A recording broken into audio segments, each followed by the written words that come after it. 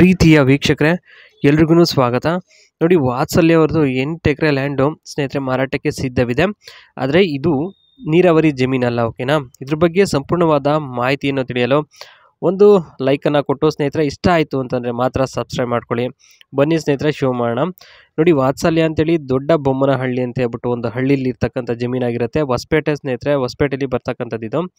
ಈ ಒಂದು ಹಳ್ಳಿ ಬೇಸರದ ಸಂಗತಿ ಏನಪ್ಪ ಅಂದರೆ ಲ್ಯಾಂಡ್ ಇದೆ, ಪ್ರಯೋಜನ ಇಲ್ಲ, ಹಾಗಾಗಿ ಮಾರಾಟಕ್ಕೆ ಸಿದ್ಧವಿದೆ. ಎಷ್ಟು ಎಕರೆ ಲ್ಯಾಂಡ್ ಅಂದರೆ 8 ಎಕರೆ ಇದೆ. ಓಕೆ, ಸೌಲಭ್ಯಗಳು ಏನೇನು ಸಿಗುತ್ತಪ್ಪ ಅಂದರೆ ಯಾವುದೂ ಇರೋದಿಲ್ಲ. ಓಕೆ, ಬೋರ್ವೆಲ್ ಇಲ್ಲ, ವಾಟರ್ ಸೋರ್ಸ್ ಇಲ್ಲ, ಏನೂ ಇಲ್ಲ.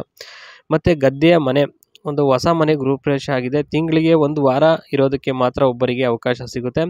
ಈ ಒಂದು ಮನೆ ಬಿಟ್ಟರೆ ಸ್ನೇಹಿತರೆ ಇನ್ನೇನು ಇರೋದಿಲ್ಲ. ಈ ಒಂದು ಗದ್ದೆಯಲ್ಲಿ ಯಾವುದೇ ರೀತಿಯ ಒಂದು ಕರೆಂಟ್ ಸೌಲಭ್ಯ ಆಗಲಿ ಅಥವಾ ನೀರಾವರಿ ಮಾಡಿಕೊಂಡು ಇದು ಅಗ್ರಿಕಲ್ಚರ್ ಲ್ಯಾಂಡ್ ಆಗಲಿ ಇದು ಮಾಡ್ಕೊಂಡು ಇದು ಮಾಡೋದಕ್ಕೆ ಅಲ್ಲ ಈ ಒಂದು ಜಮೀನು. ಇನ್ನು ವಸತಿಯ ಬಗ್ಗೆಯಲ್ಲಿ ಮಾಹಿತಿನ ಕೊಟ್ಟಿರ್ತಕ್ಕಂಥದ್ದು. ಅದರಲ್ಲಿ ಮೊದಲನೇದಾಗಿ ಹೇಳಬೇಕು ಅಂತಂದರೆ, ಬೇಕಾದರೆ ಒಂದು ಗುಡಿಸಲು ಇದೆ, ಅಲ್ಲಿ ಎಷ್ಟು ವರ್ಷಗಳು ಬೇಕಾದರೂ ಇದ್ದು ಜೀವನ ಸಾಗಿಸಬಹುದು. ಅಲ್ಲೇನು ಬೇಕಾದರೆ ಯಾರೇನು ಬೇಡ ಅಂತನಲ್ಲ, ಬೇಕಾದ್ರೆ ಪರ್ಮಿಷನ್ ಇವರೇ ಕೊಡಿಸ್ತಾರೆ. ಏನಾದರೂ ಬೇಕು ಅಂತಂದರೆ ಮಾತ್ರ. ಮನೆಯಲ್ಲಿ ಇರಬೇಕು ಅಂದರೆ ರೂಮ್ ಕೊಡೋಲ್ಲ, ಮತ್ತು ಮನೆ ಮೇಲೆ ಮಲಗಬೇಕಾಗುತ್ತೆ. ಏನಕ್ಕೆ ಮನೆ ಕೊಡೋದಿಲ್ಲ, ಮನೆ ಕೊಡೋದಕ್ಕೆ ಆಗಲ್ಲ ಅಂದರೆ ಯಜಮಾನರು ಇರ್ತಾರೆ, ಏನಾದರೂ ಅಂದ್ಕೊಳ್ತಾ ಇರ್ತಾರೆ ಅಂತ ಹೇಳ್ಬಿಟ್ಟು ಅಷ್ಟೇ. ಅವರ ಮನಸ್ಸಿಗೆ ಬೇಜಾರು ಪಡಿಸಲು ಇಷ್ಟವಿಲ್ಲ, ಆ ಒಂದು ಕಾರಣಕ್ಕೋಸ್ಕರ ಕೊಡಲ್ಲ. ಇಷ್ಟ ಆದರೆ ಮಾತ್ರ ಪಕ್ಕದಲ್ಲಿ ಬಂದು ಮಲಗ್ತೀನಿ, ಸರಿನಾ. ಆದರೆ ಕೇಳೋಂಗಿಲ್ಲ ಸ್ನೇಹಿತರೆ, ಮಲಗಬೇಕು ಹಾಗೆ ಹೇಗೆ ಅಂತ ಹೇಳ್ಬಿಟ್ಟು. ಇಷ್ಟ ಆಯಿತು ಅಂತಂದರೆ ಇವರೇ ಆ ಒಂದು ನಿರ್ಧಾರವನ್ನು ತೆಗೆದುಕೊಳ್ತಾರೆ. ಇನ್ನು ಮಾರಾಟ ಮಾಡಲು ಪ್ರಮುಖ ಕಾರಣ ಏನಪ್ಪ ಅಂತ ಇಲ್ಲಿ ಹೇಳಿರ್ತಕ್ಕಂಥದ್ದು.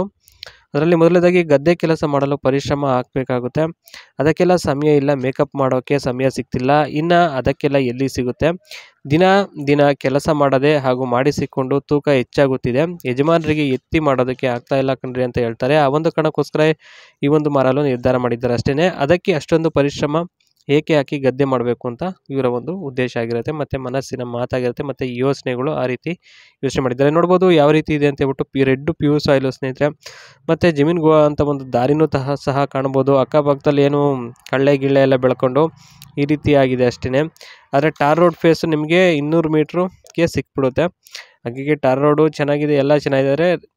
ಗದ್ದೆ ಸ್ನೇಹಿತರೆ ಅಷ್ಟೇ, ಏನೂ ಮಾಡೋದಕ್ಕಾಗಲ್ಲ. ಇದಿಷ್ಟು ಇವತ್ತಿನ ಈ ಒಂದು ವಿಡಿಯೋ.